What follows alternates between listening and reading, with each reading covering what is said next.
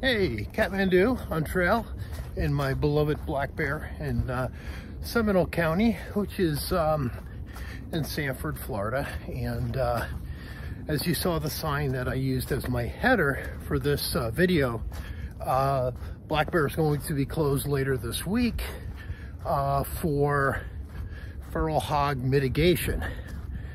What that is, I can only imagine.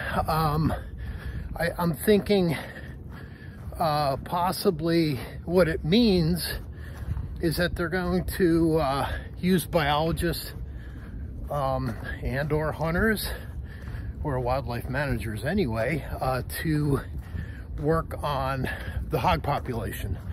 I've been hiking here 4 years, and the hogs have just gotten more prolific.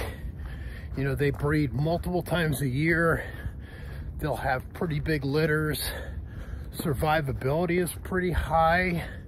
Florida is very conducive to a lot of invasive species, feral hogs being one of them. And, you know, I know people will go, well, why bother? Why, you know, cute little piglets, and they're great to see. And I do enjoy seeing the hogs. I enjoy seeing a lot of wildlife. But I also understand the dynamics of, you know, a balanced ecosystem. And I'm just gonna kind of lay out my thoughts. You can certainly comment on them. I don't know if there's any right or wrong answers, but you know, due to our climate here in Florida, you know, it's very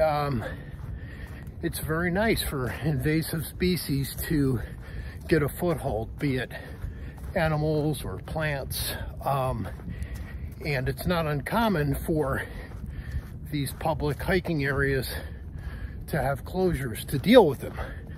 I've seen places closed so they can do herbicide applications for Brazilian pepper trees, a number of different grasses that are very invasive in the Everglades, and further south, thank God it's not here, we have python problems.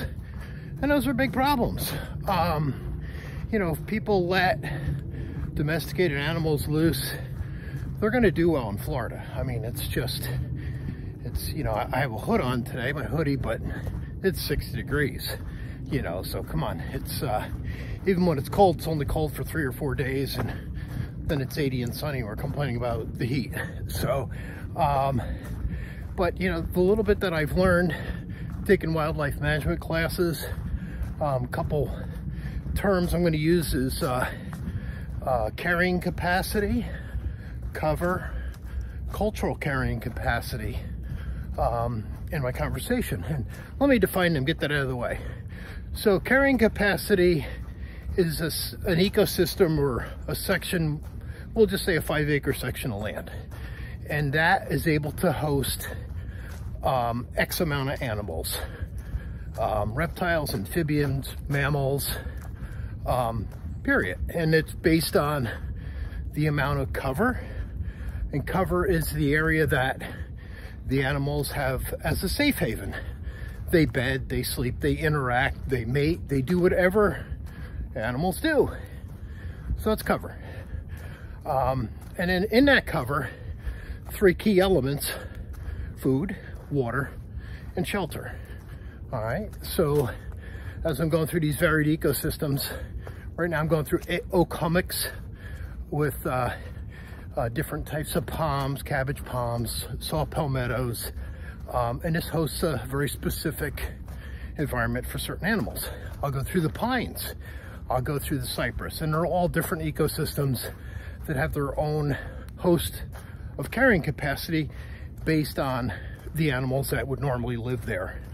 Alligators, water snakes, cottonmouths, things of that nature, raccoons, possums, armadillos, list goes on and on.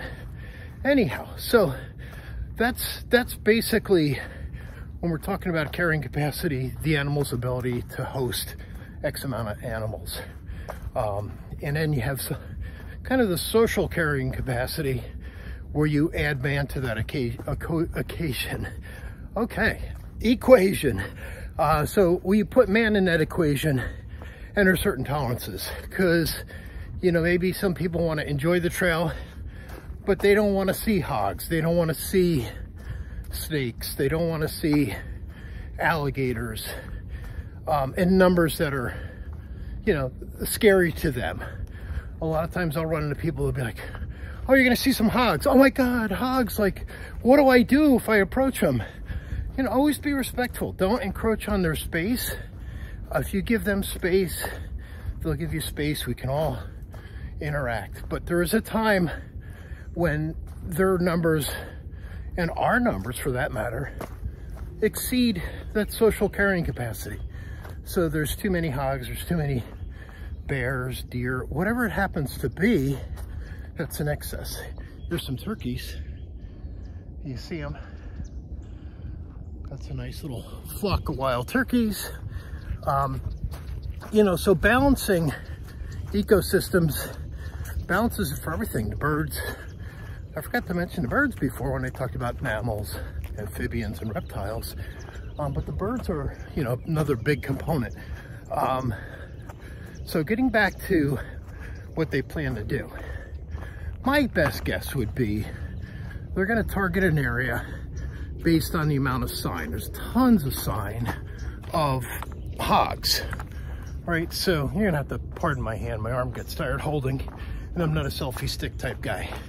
So, but they're gonna target an area based on a sign, because you could tell where the hogs are. They're very disruptive. They're very damaging to the understory. They rotor, dig everything up. Looks like a big rototiller came through, and they'll probably target an area, put a temporary enclosure in that area, kind of a fenced in type of trap where they can get in but can't get out. And they'll probably bait it with something, corn probably, because they can smell corn. They have a great sense of smell. And then, and again, I'm just guessing on what they're doing. I'm not saying what they're doing. I don't know. I'm not privileged to that. The person that developed this beautiful trail retired last year, so I kind of lost my contact, even though I still volunteer and maintain the trail, pick up garbage, things like that. So they would round these hogs up in this enclosure. They're gonna have 2 days to do that. And believe it or not, in 2 days, if they're proficient at what they do and where they put their enclosures, they can probably get 40, 50, 60 pigs a day. At which point they're probably going to, and again, I'm just speculating, they're probably going to dispatch them, i.e. kill them.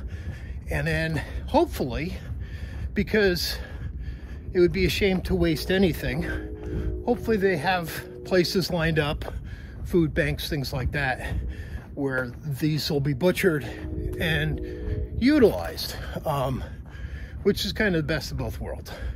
Now, why kill the hogs? All right, part of the carrying capacity is X amount of animals can coexist in an ecosystem. So if you think about all these beautiful ground nesting birds that we have in Florida, when you have hogs come through and disrupt the whole understory, rototill, they basically destroy all the habitat for ground nesting birds. So you're going to see a diminished number. And a lot of those birds are native. We have a lot of native birds. So we're trading one for the other. And, you know, we could go on, I could go on and have a debate on what should be done, what shouldn't be done. But at the same time, I'm real pleased that they're making an effort. They realize things are out of whack and they're doing something. I mean, I think that in itself is a good measure, all right? Right or wrong, if they base it on science, which I'm hoping they do, it's going to help the ecosystem here. Again, I love seeing the hogs. If I don't see them for 5 or 6 months, and then they're going to be back in population because they're prolific breeders, so be it. But in that time, there's opportunity for ground nesting birds and things of that nature. Plus, there's also going to be available food. So now in Florida, this time of the year, a lot of the acorns have dropped. There's still acorns on the tree. There's still palm berries, which are good food for the aforementioned turkeys that we saw, squirrels, deer, raccoons, and other animals. So, you know, it's going to be more of a even distribution of wealth. So that should help wildlife. So, I mean, the whole premise, and I get it, and it's tough because in this day and age, everybody's an armchair biologist, everybody's an armchair quarterback, and I just have faith in the people that run this park because they do so well maintaining it, and they do so well communicating their intentions. My hat's off to them. I applaud them, and I hope with their efforts, I hope their goals are achieved, and I hope that they bring back a temporary balance to black bear. I'm going to change hands.